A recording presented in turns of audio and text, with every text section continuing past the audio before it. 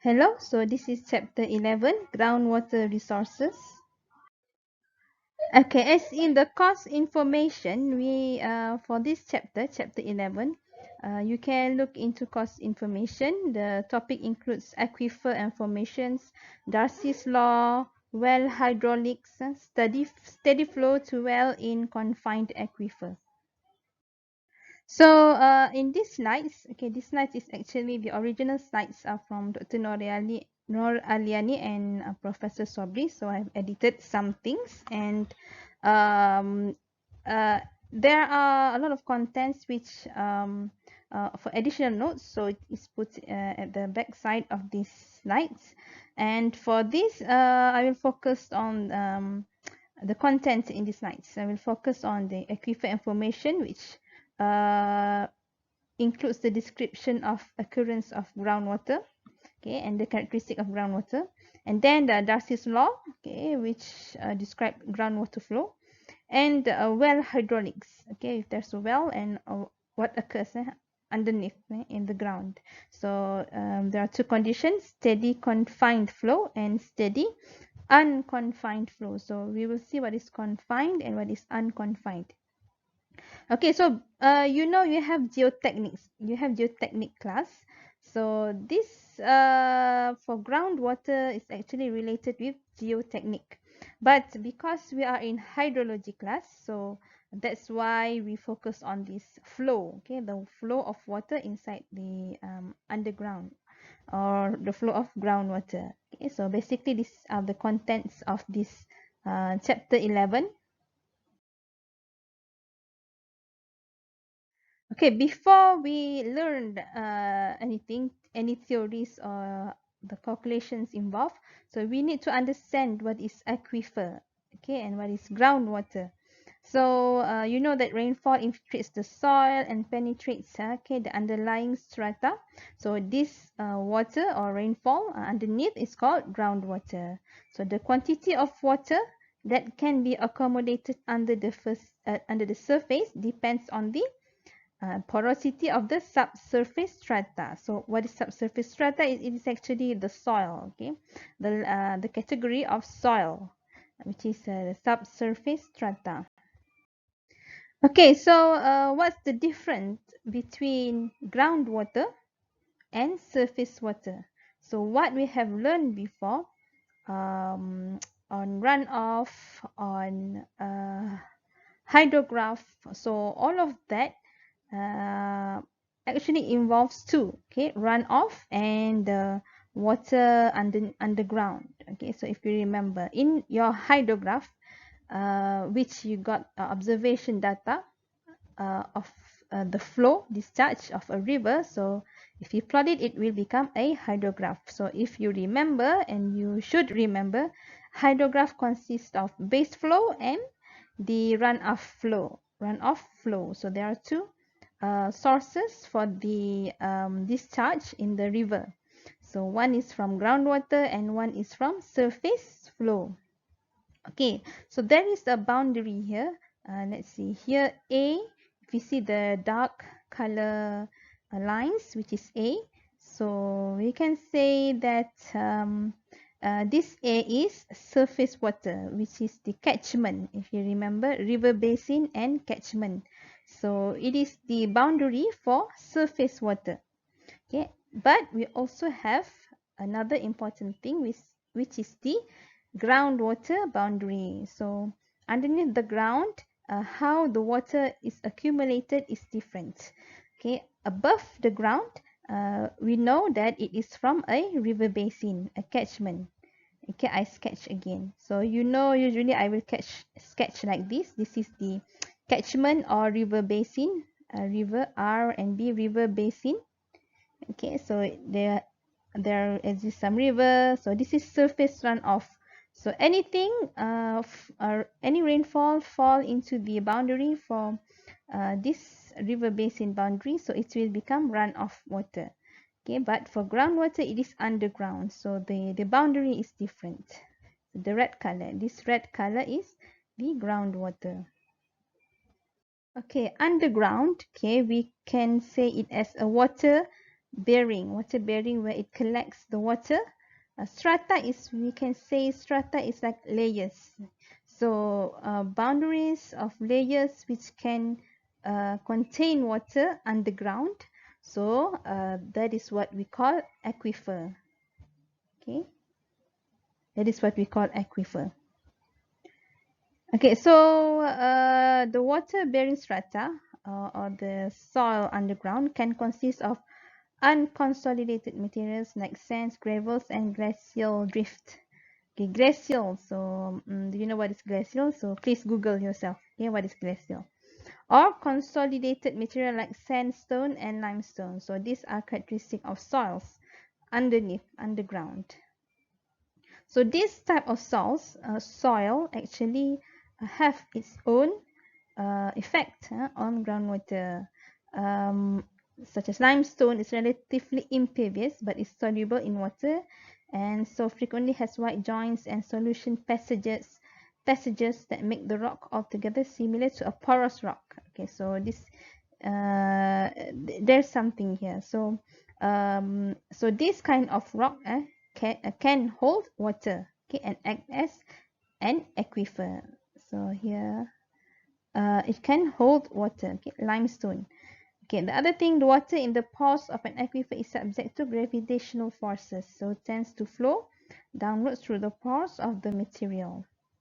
So the water in the pores of aquifer, okay, so you know soils have pores, so the water can run through these pores and then go inside and seep into the soil, and then it will go to some aquifer. Okay, what else? Here, the resistance to this underground now varies widely, and the permeability of the material is a measure of this resistance. Okay, so remember when water seeps into the pores, so there will be some resistance, and it is also can be called as permeability. Okay, aquifers with large pores, such as coarse gravels, are said to have a high permeability because water can infiltrate much easily, very fast. So, aquifer with large pores, such as coarse gravels, okay, so remember this is related to geotechnics. So, it has high permeability. And those with very small pores, such as clay, okay, clay, where the pores are microscopic, have low permeability. So, like clay, it has low permeability. Okay, as the groundwater percolates down, okay, as water goes down inside the ground, and then so the aquifer becomes saturated. Once the groundwater or the saturate becomes saturated, I mean the ground underneath becomes saturated.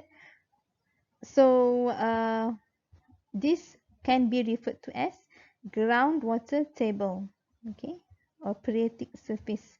So you know, I think you should know there is a groundwater table or water level inside this soil.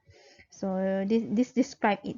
If it's saturated, then it will have a groundwater table. Okay, this surface may slope steeply and its stability is dependent on supply from above. So how much water above, okay, will affect this groundwater table level. Okay, besides the type of soils, the source of water above will also influence the level of the groundwater table. Okay, it falls during dry spells and rises in rainy weather. So this water table level, okay, I think there will be some figure next. So it changes. The groundwater table changes. Let me try and draw. So let's say this is soils. This is I mean the surface of soil.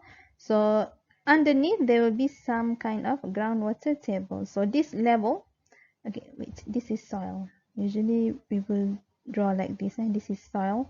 So underneath the soil will have some groundwater table. So this levels of groundwater table, I just put GWT. So this level, okay, may change. Okay, it may change. It falls during dry spells and rise in rainy weather. Okay, the water in the aquifers is usually moving slowly towards the nearest free water surface, such as lake or river or the sea. So this water inside the aquifer will move. It moves. It moves slowly towards nearest free water surface. Okay, but there is also some cases where this groundwater can appear on the surface. Okay, and it is called spring water. Or let's say this is soil. Okay, the ground, and suddenly there is some water going out. Okay, so this is called spring water. Okay, sometimes it occurs. Okay, it is equally possible for a groundwater aquifer to become overlain by impermeable material and so be under pressure. And there is also condition where, let's say underneath here is the water table. Okay, but we have some, I will remove this spring.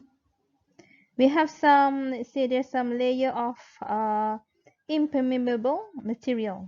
Okay, there's a layer of impermeable material. So there will be some pressure inside. Okay, there is some pressure because the water, when this is full, it cannot go outside because of this um, impermeable surface. Like for example, if this is a impermeable surface, so there will be some pressure underneath. Okay. Okay, such an aquifer fed from a distance is called a confined aquifer. So this is what we call confined aquifer. And the surface to which the water will rise if it cooled is called the piezometric surface. So if you put some tube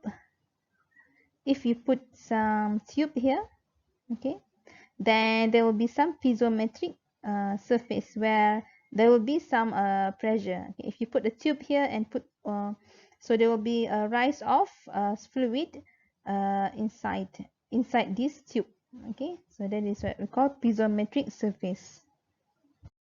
Okay, if you have wells drilled into such confined aquifer, so this is called artesian wells. Okay, what else here? If the piezometric surface is above ground level at an artesian well, it is called a flowing well. Okay, because we have a well, okay, and then underneath the ground is a confined aquifer. There is some layer of impermeable material. Okay, so this is the ground. This is the ground. Okay, and then there is a layer of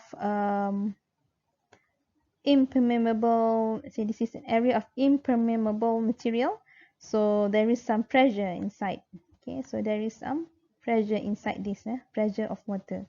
So if there is a well, I'm trying to draw a well here. If there is a well, okay, there's a well. So because of this pressure, okay, because of this pressure, so the water will flow. Okay, so this is what it means. Okay, sometimes a small area of impermeable material exists in a large aquifer. So okay, if it's natural, it's not well, then we call it spring. Okay, so there are more description here, so please read in your notes. Okay, so this is a diagram. You may see it more clearly. So we have a surface of where is this? Okay, this is the ground surface. This is ground surface, and then we have a, okay, let's say red. This is the impermeable surface. Okay, sometimes in the ground we have impermeable surface, which means water from above cannot go inside and water below cannot go on the surface. Okay, so because of this impermeable material. Okay, so when there is an impermeable material, so we will have some pressure here, so there will be a pressure here. Okay, so if it's natural, like here, I put blue. Okay, if it's a natural, oops, if it is a natural well, not natural well, natural opening, if it is a natural opening, so it is called artesian spring. Okay, it's called spring. Okay, it's an opening. But if we make a well, then we can call it artesian well. And if this well, let's say the well is this one. Okay, maybe we make a well here. We dig some hole. So because of this pressure, okay, because of the pressure inside here, so the water will go out and will flow out. And if we put some tube or pipe or anything extending above, okay, Then we can see the level of let's say here there's the level of water, so that we call the piezometric um, level. Okay, so this basically describes and if you see here there is some river, so uh, this confined aquifer. Okay, this confined aquifer, so it contains water. So you can see here, so uh, there would be some river, and let's say if the flow is going this way, so it means that there might be some sea. Okay, sea or a lake. Okay, because water will go out to the sea. Okay, to some a big body of water. Okay, so this is another diagram where this is the confined, impermeable material. So if it's impermeable material is here, okay, here. So this is confined aquifer, okay. But let's say this area, okay, it's not subjected to impermeable material. So this area might not be a confined aquifer. Okay, then there will be a well where we dig a hole. Okay, and this is also confined aquifer well. But here it's unconfined. This location is unconfined aquifer. This location is confined aquifer because there is impermeable material above it. So we are talking about flow here. So flow of groundwater takes place in porous media. Okay, the pores through which movement takes place can be um, very small indeed, and generally are between the limits of 2 mm and 0.02 mm. The movement is slow by the standard of surface runoff. Okay, if you compare to surface runoff, groundwater flow is really slow. Okay, and the flow is usually laminar. So this is fluid mechanics, laminar. So try to remember what is laminar. Okay, and the Reynolds number in flow of this kind is very low. So we can say permeability is a function of porosity, structure, and the geological history of the material. Okay, the permeability of a particular material is defined by its permeability coefficient, denoted by K. And it's in the unit of meter per day or feet per day.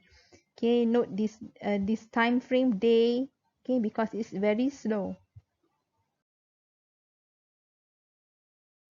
Okay, there are a lot of more information on groundwater, so I think this one you can read by yourself.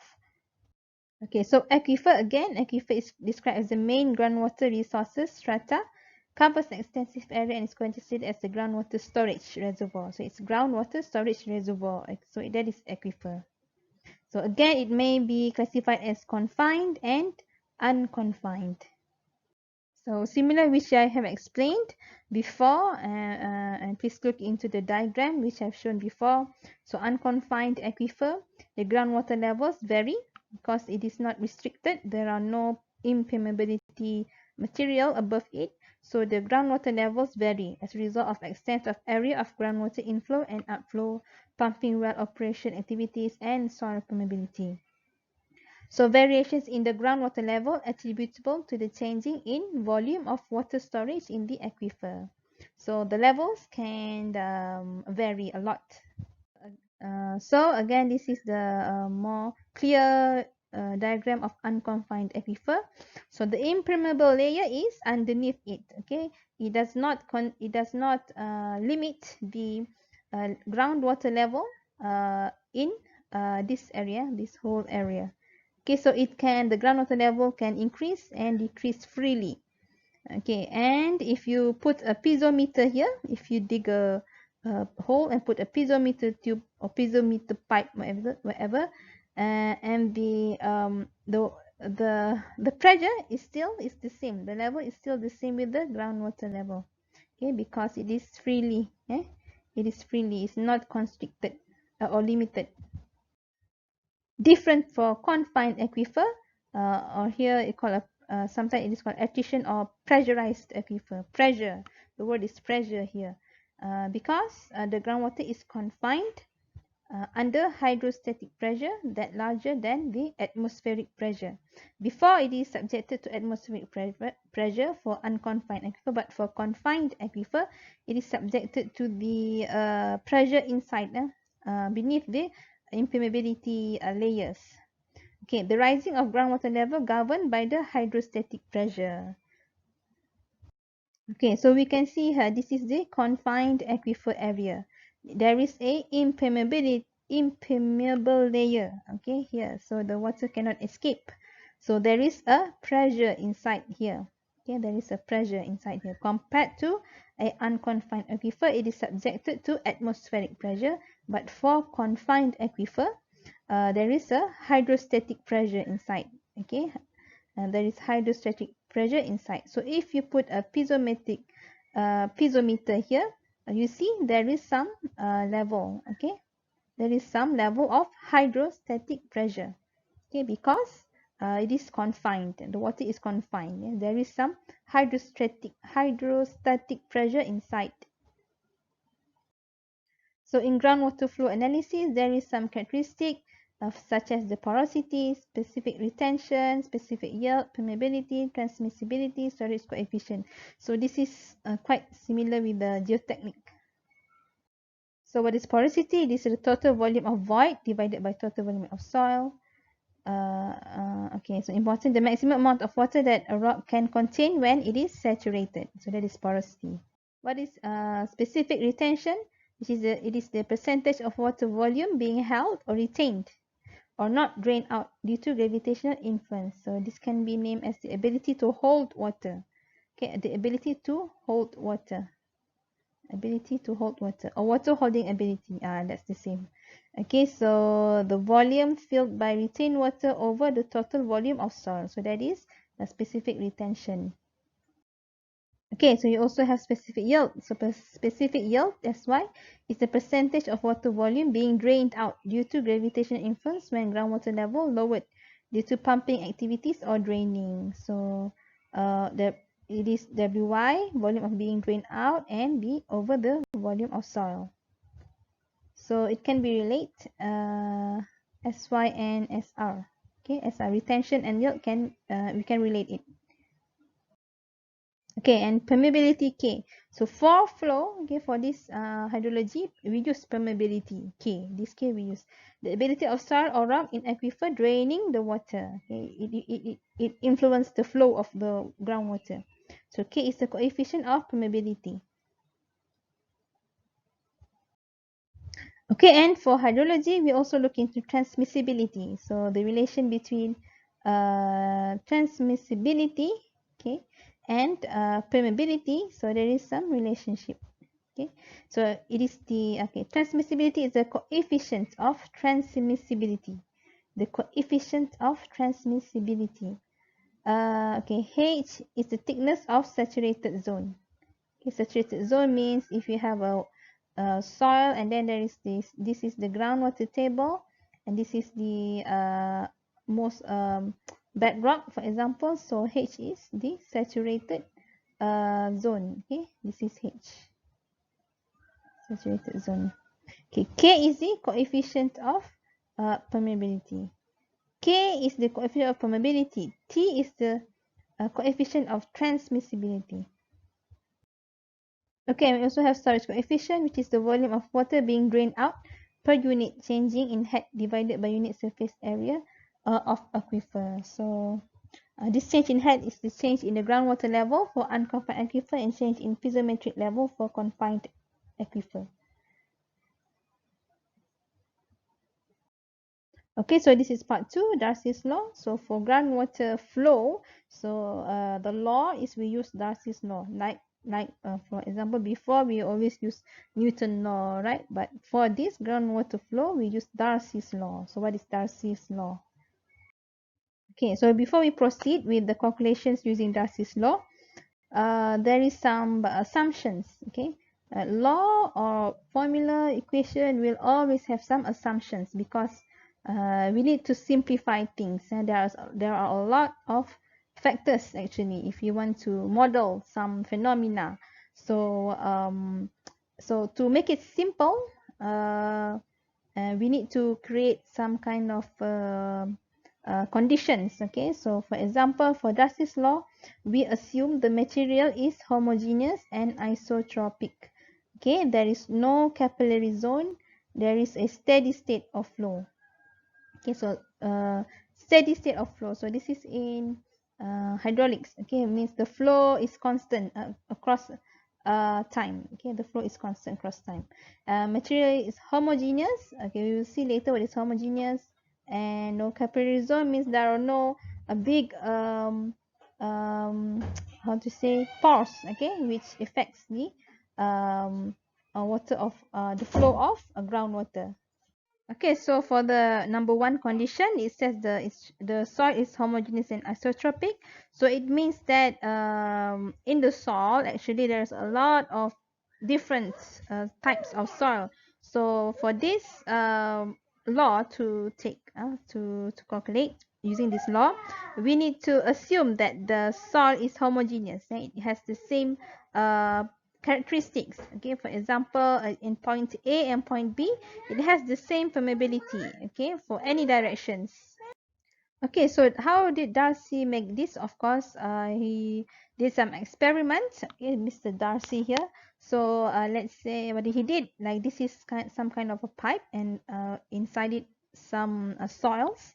Okay, and so here we need to look into. There are 2 points here. Point 1 and point 2, okay, of the soil, and there is some flow of water in and out.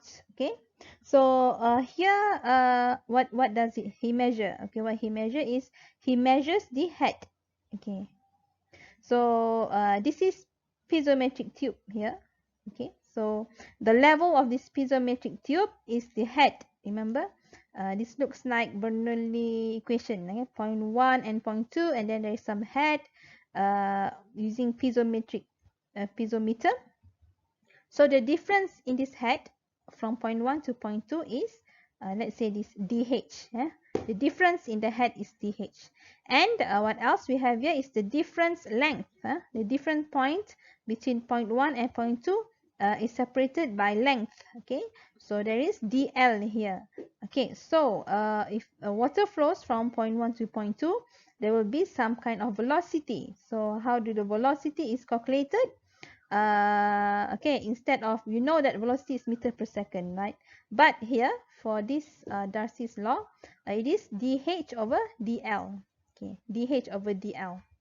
Okay, the difference between the head against the length. Okay, usually we can say velocity is distance against time, but for this it is the head against length. So we have dH over dl. Okay, so this is V. Okay, so how do you calculate the flow? How do you calculate the flow is just Q, just V multiplied by A. So it becomes DH over DL multiplied by A. Okay, so there is another parameter here which is the K. Okay, why did this K comes from? So if you make a relationship, we can say the V is proportional to the difference in head over the difference in the distance. Okay, so this is what the basic. So if you want to make it as an equation, so it becomes V equals K. Okay, there is some coefficient dH over dl. So I'm sorry, this writing is really bad. Okay, but just look at this one. So this is here. Okay, V equals to K, a coefficient, dH over dl. So Q equals to K dH over dl multiplied by A. So this is the basic. Okay, so from his experiment, wow, this is from 1856 actually. Okay, so it states that the rate of flow per unit area. Okay, from his experiment, he has concluded that there is a relationship between rate of flow per unit area. It is proportional to the gradient. Okay, this is same which I mentioned before. Okay, so he found that the Q over A is proportional to I So Q over A is actually V. So in this case, V is proportional to I. So again, this is similar, which I have mentioned before. So if you want to make some relationship, okay, this symbol equals, before we know that it's proportional, but we want to make it a relationship, a formula. So we need to put some constant, okay, or coefficient here, K. So that is why it becomes V equals to Ki. Okay, again, by introducing a constant of proportionality. So this constant is actually K, okay, which is K here. Okay, so remember what is K? This is permeability, right? So K is the permeability coefficient. So K uh, depends on the type of soil. So it depends on the type of soil. So again, V equals to Ki. So I is the hydraulic gradient, dH over dL. So to make it more smaller, integration, so it becomes D, the letter D here. Before it's like this, before it's like this. But because we make a smaller integration, so it becomes D. Okay, so that is why in formula K equals to dH over dL. So, and for a particular aquifer or part of an aquifer of area, okay, this is, if you don't understand this sentence, it's okay. But here, okay, so in the end, because H1 is larger than H2, okay, and we don't want negative value, so that is why it is put negative here. So in the end, the formula becomes Q equals to negative KAI. Okay, so that is the formula, or negative Ki dH over dL. So this is the formula that we use. Okay, so this is more description about the experiment. Again, it's the same which I mentioned before. There is a pipe and then he filled with soil, in this case sand, and then he established a steady law of this motion. What else? Dupuit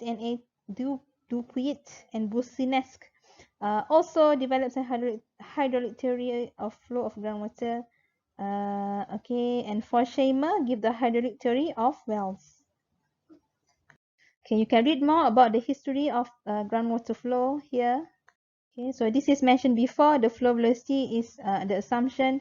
The velocity is proportional to the hydraulic gradient. Remember, the hydraulic gradient is dH over dL. That is proportional to the slope of groundwater level. So it is proportional to the slope of groundwater level. So these are more assumptions. The flow is horizontal and uniform in any location in the direction of vertical plane. Okay, so this is just the example. Okay, so if you have two canals there and there is an embankment, so this is soil. So this is what we want to know about how is the flow. Okay, the groundwater flow inside this earth embankment. So for that, the velocity of water measured as the time taken to pass between two reference points and called the specific velocity.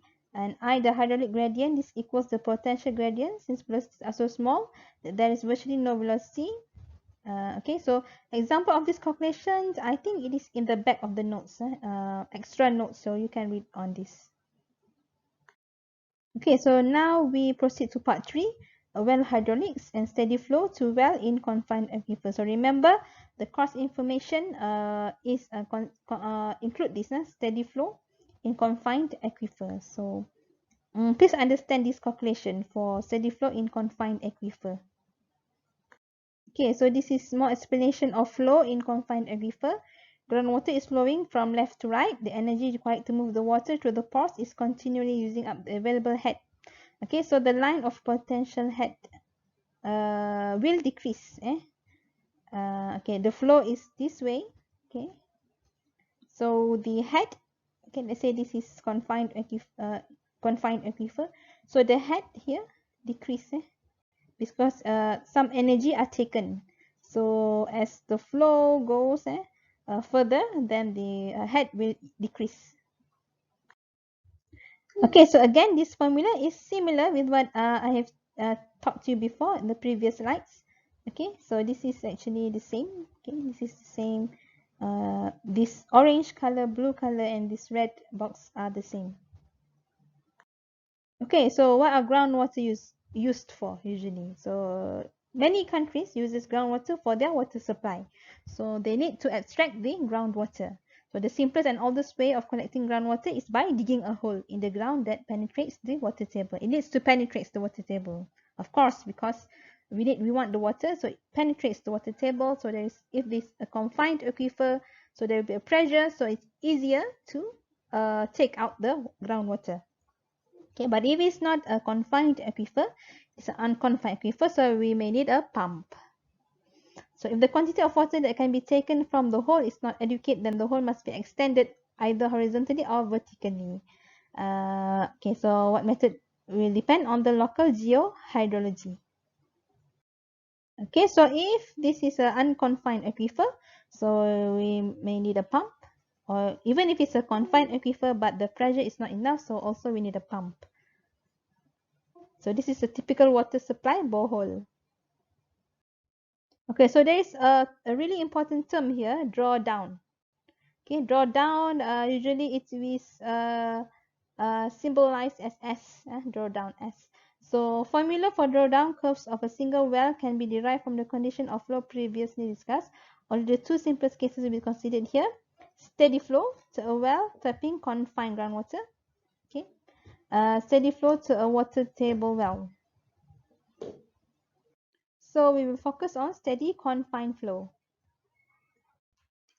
Okay, so remember the word drawdown. So it is denoted by S, and it's measured from the undisturbed piezometric surface before pumping. Before pumping.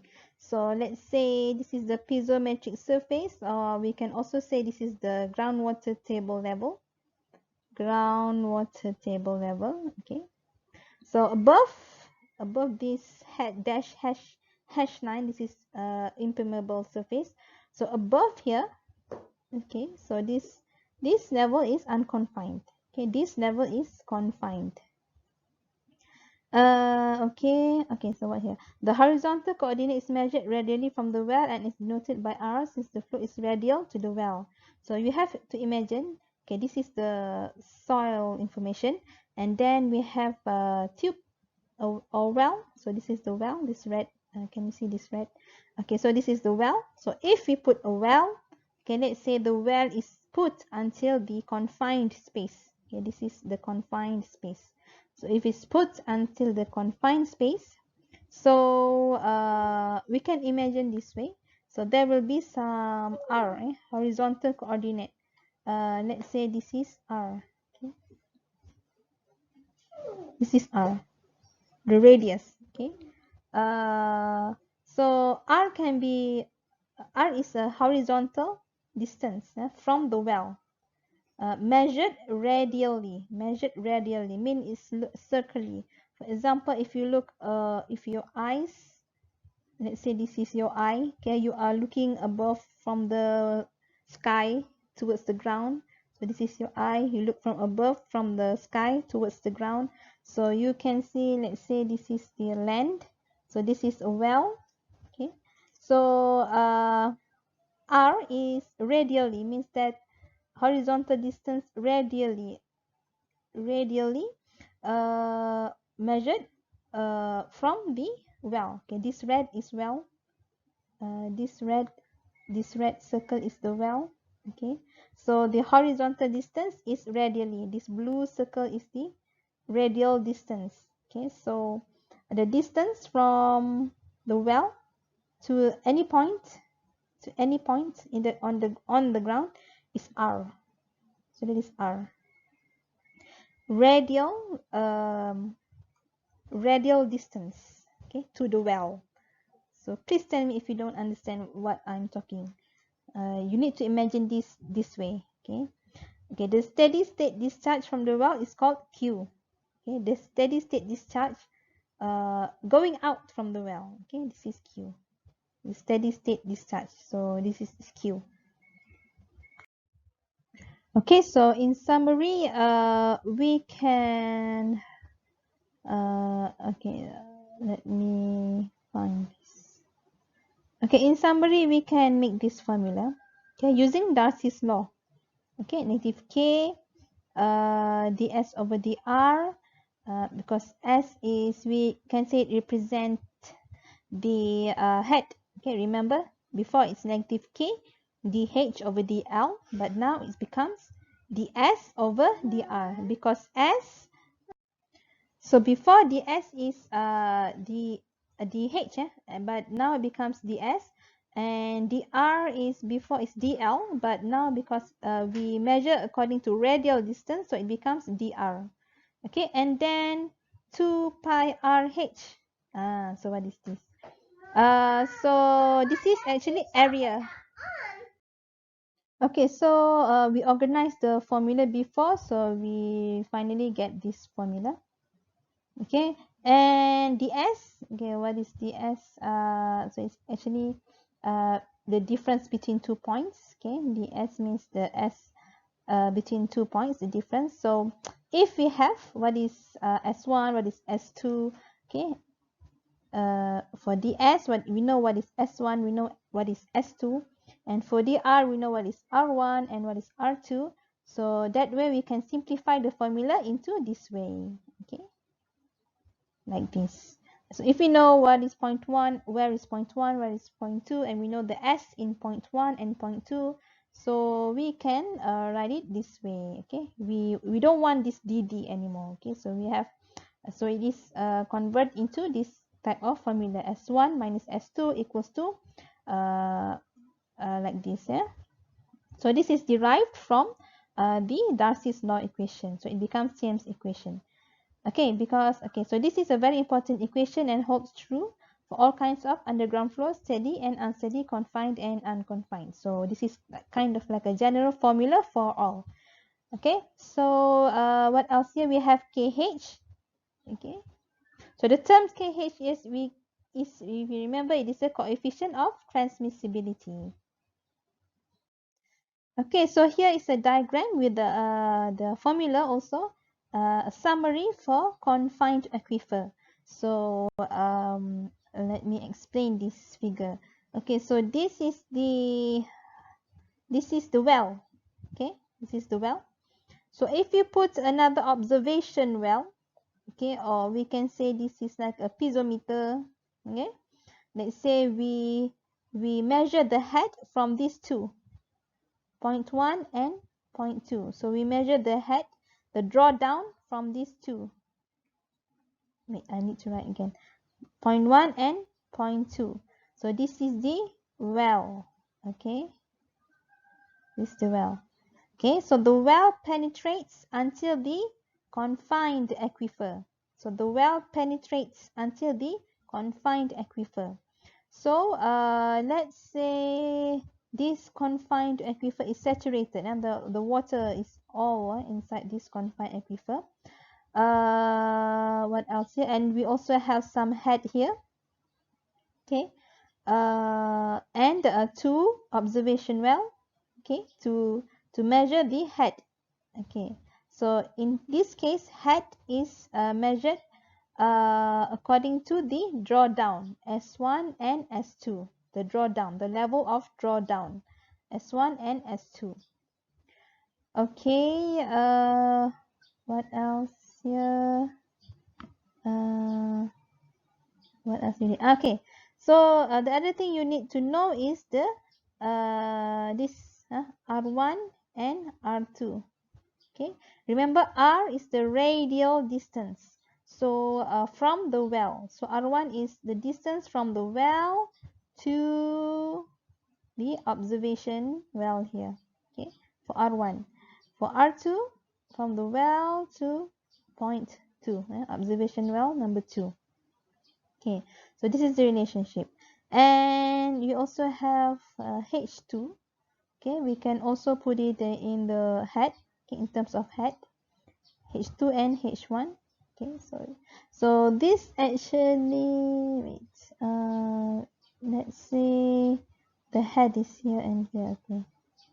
Okay, so the relationship between head and S is, you can do it this way. Okay, so H naught.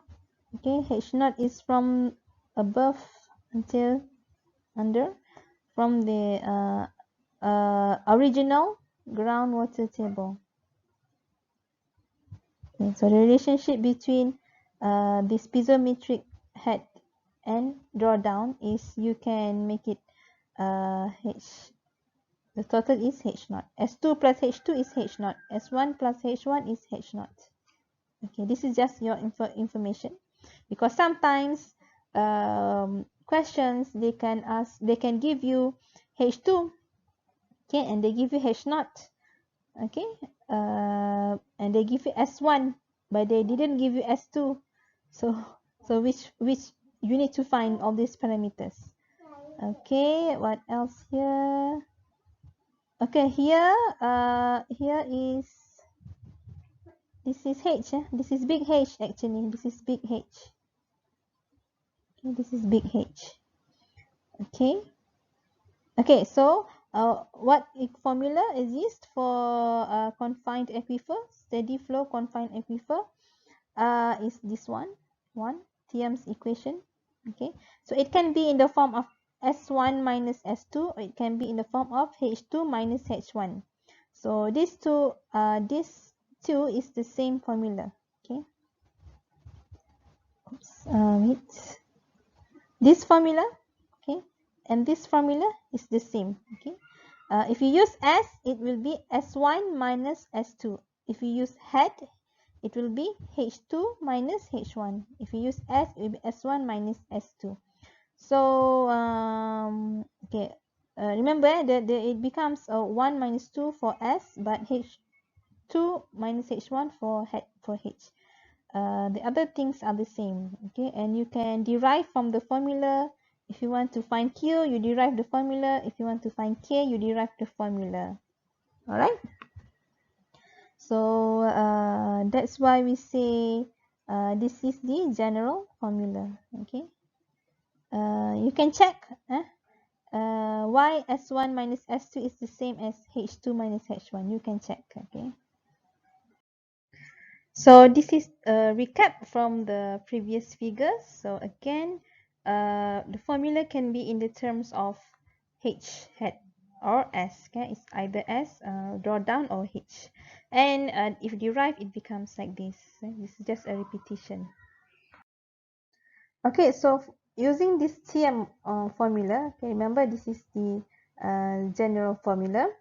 Okay, so if there is a condition that we just want to find the drawdown close to the well, we just want to find this drawdown close to the well, and we don't have any observation well. Okay, remember from previous we have 2 points, point 1 and point 2. So that is the drawdown or the head at point 1 and point 2. So in that case, we can estimate any parameter that we need as long as we have the head and S at 2 points. Okay, but now if we don't have this observation well, but we know other characteristics of the location, the geographical location, so we may estimate the drawdown close to the well only, because that is the most important. Okay, so what does this mean is that, you remember we have 2 points, point 1 and point 2. Let's say this is the well. Okay, so so this is the ground, this is the well, and the aquifer is underneath. Okay, and this is big H. Okay, the depth of the aquifer. So this is big H. This is confined aquifer, remember. Okay, so before we know that we have 2 points. Okay, I'm trying to draw here. Point 1 and point 2. Okay, so just a recap. So point 1 and point 2. But now we just want to find the drawdown really near to the well. Okay, the drawdown really near to the well. Okay, so we know that the drawdown shape, yeah, will look like this. Okay, look like this. So more further to the well. Okay, this is the well. More further to the well, we will have more smaller s. Okay, so this is S2, this is S1. Okay, so S is the drawdown. Okay, this distance. Okay, so if most near to the well is the largest. If it's more further to the well, is the most smallest. Okay, so let's say this is our point 1 and point 2 is like this. Okay, this is point 1 and then this is point 2. So point 1 is really near, close to the well. Okay, so in this case we can say so S2 is 0. Okay, S2 is 0 because we are looking at here. We are looking at here. So point 2 is really far to the well and point 1 is at the well. Okay, really near, close to the well. So point 2, S is 0. Okay, point 1, S is S. Okay, we want to find the drawdown near to the well, which is this distance.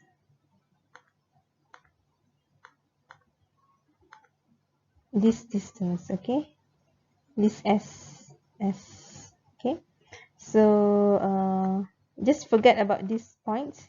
So now point 1 and point 2 is this way. 1 is at the well, really close to the well or at the well, and 2 is really far to the well. Okay, so S2 is 0 because as further it will become more smaller. The drawdown will become more smaller. So S1 is S, okay, and the R2 is big R. So R2 is this R2 is big R, okay.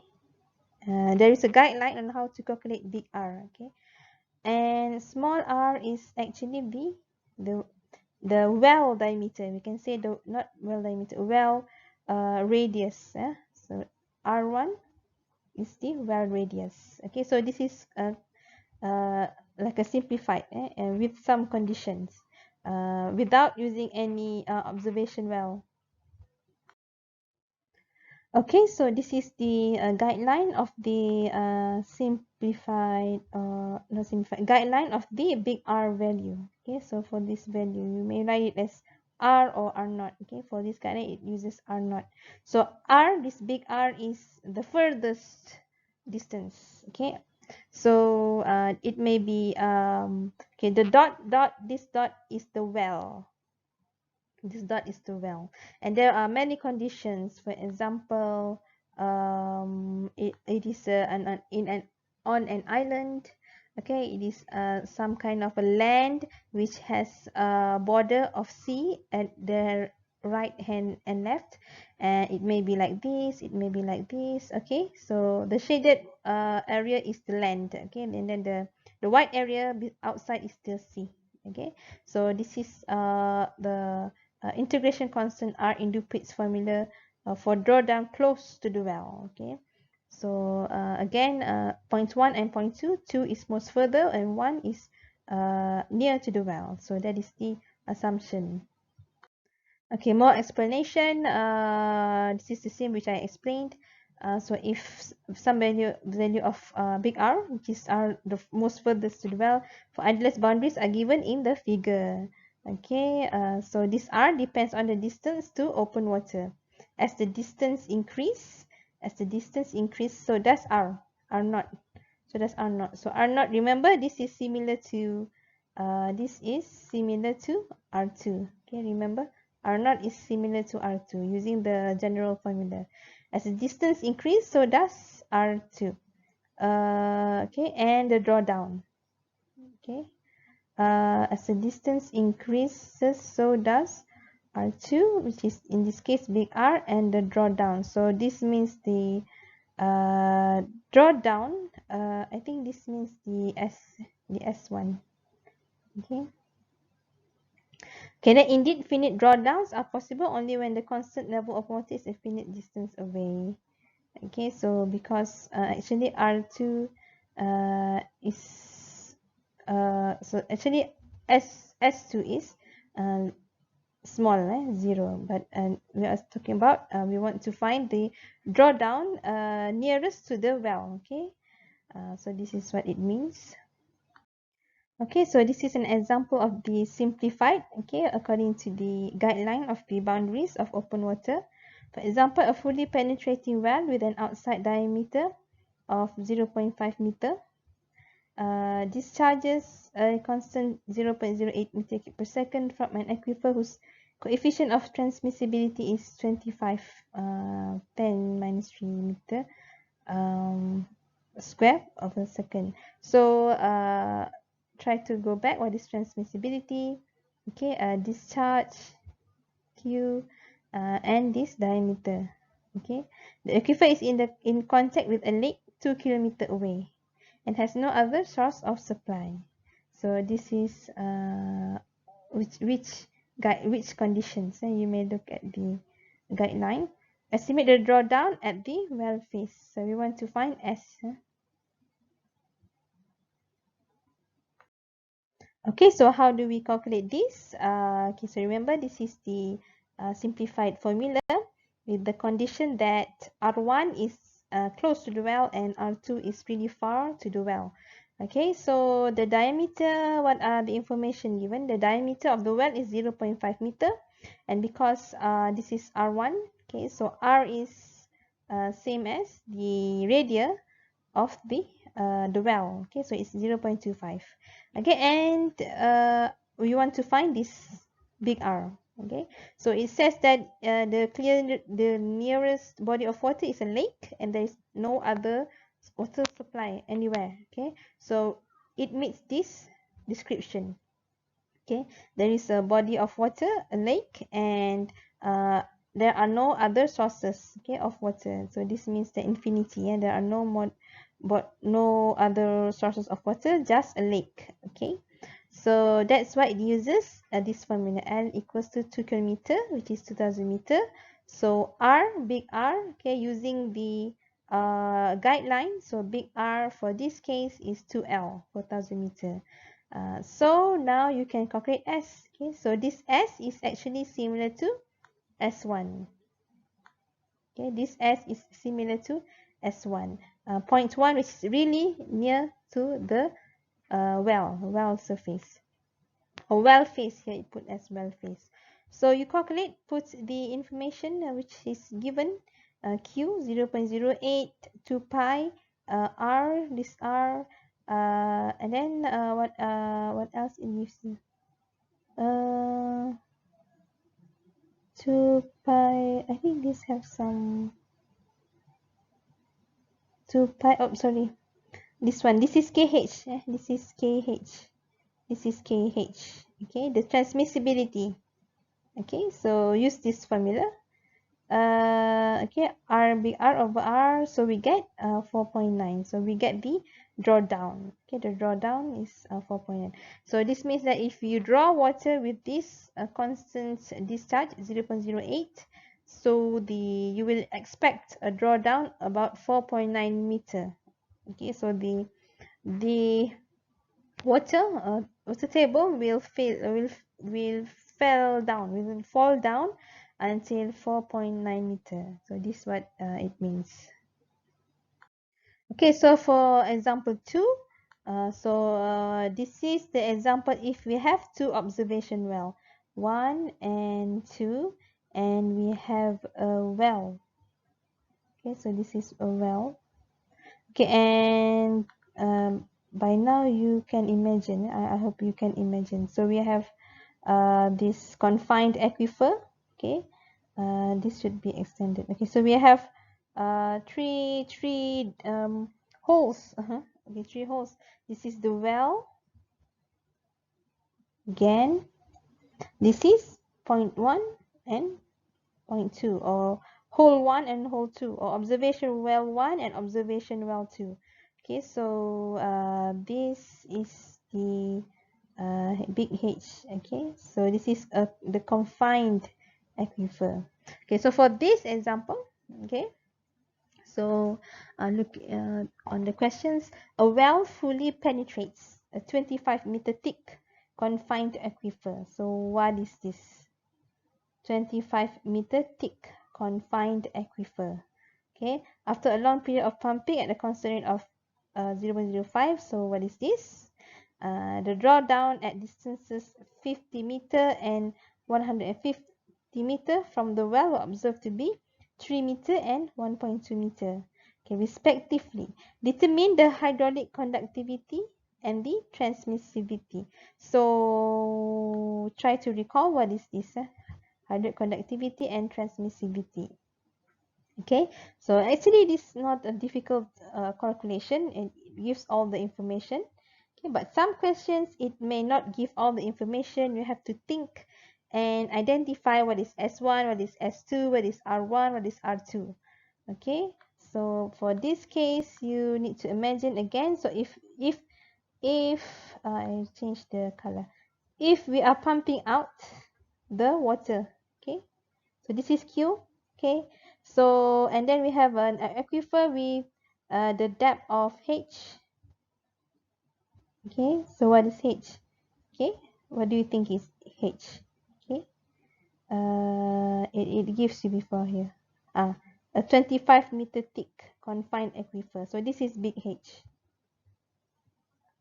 Okay, so please understand this diagram here. Please understand this diagram. So we have a well, we have 2.2 observation well.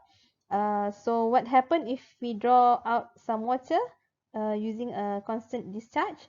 So before there is a water table, this is the original water table, but because we draw out the water, so there will be a drawdown. That is what we call drawdown. So the drawdown would look like this maybe. Okay, so the drawdown at point 1 is S1.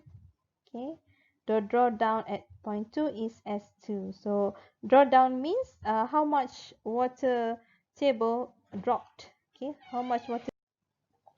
So again, when we take out some water, constant discharge, so there will be a drawdown. So the drawdown is the difference between the original water table, water level, to the water level after we draw out the water.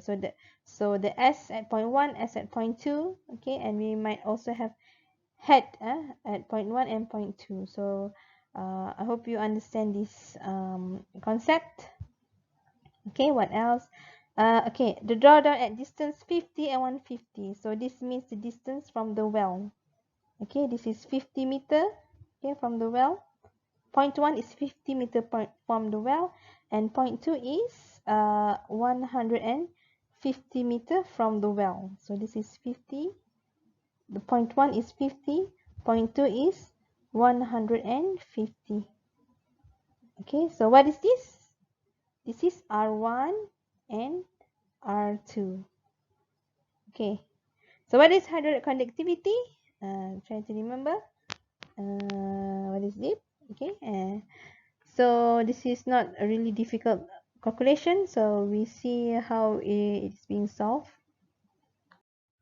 Okay, so this is similar which I drew before. The difference is that let's say we have point 1 and we have point 2. So we have drawdown at point 1 and drawdown at point 2, and then the distance, which is the R at point 1 and R at point 2. So this is another figure, okay, explaining it. And see, this is the drawdown, okay, the difference in the water table, okay. Okay, so what is actually hydraulic conductivity? So it is K. Okay, it is K. So use this equation. Okay, you can use H2, or you can also use S, but as long as you understand what is S and what is H. Okay, and then coefficient of transmissivity is KH. Okay. Okay, so this is what it gives you, Q. It gives you R1 and R2. Okay, so it says here, again, I will draw. This is the confined aquifer. Okay, and then this is the well, and then point 1 and point 2. Okay, point 1 and point 2. So the drawdown would look like this. Okay, so what it gives you is the water level. The well is observed to have a water level. For example, at point 1 it says 3. Okay, 3 meter. Okay, and point 2 is 1.2. Okay, so this is 1.2. You have a dot here. Okay, so this is 1.2 and not 12. Okay, 1.2 here. So it gives you this information. H2 is 3. Oh, sorry. I will erase this. Okay, because it gives you the water level of the well. Okay, so for point 2 it is 3. Sorry, point 2 is 3 and point 1 is 1.2. Okay, so 3 means this the water level of inside the well. Okay, and 1.2 is this one. Okay, okay, so it gives you this information, so we use the formula using H2 minus H1. If it gives you the drawdown, then we need to change it as 1 minus S2 here. Okay, but it gives you already H2, what is H2 and H1. So the relationship between S1 and S2 is you can refer to this. Okay, so just put everything the formula. So you get um the K and the hydraulic conductivity. Okay, and then you can also get the transmissivity by multiplying K and in this case we are using big H. In other notes, maybe from other lecturers, they use B. Okay, but for our lecture, I use H, big H. But please understand what is B and what is H. Okay, so that is the confined aquifer depth. Okay, so you get the answer. Okay, so for this kind of example or questions, it can give you anyways. You just need to understand the figure. So, okay. Okay, I think that's all. This is the type of question for chapter 11, our last chapter. So, all the best for your final. Okay, thank you.